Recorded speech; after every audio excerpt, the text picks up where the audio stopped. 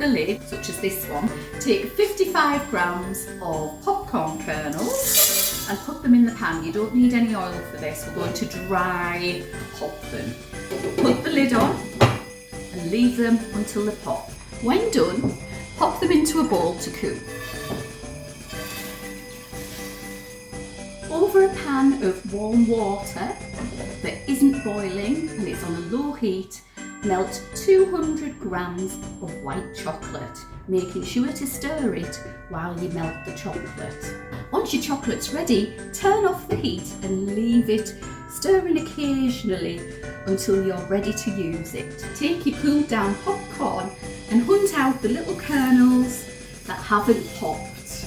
We don't want to crack our teeth on those.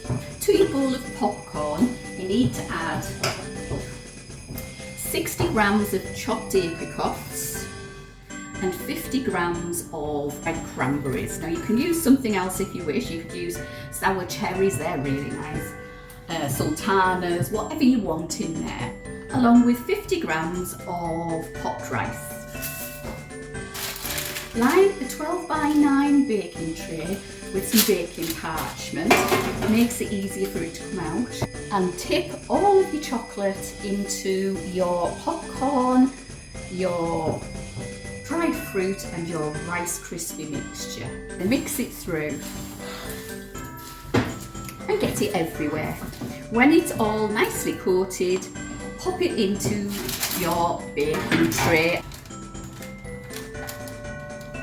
then pat down enthusiastically.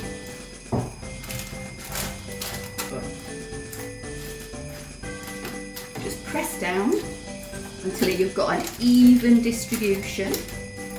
Now, of course, you can put whatever you want in this. You don't have to follow my instructions. Just pop whatever you want in, whatever your family likes. Then pop it to one side or refrigerate it until you're ready to use it. And then just slice it into pieces and enjoy.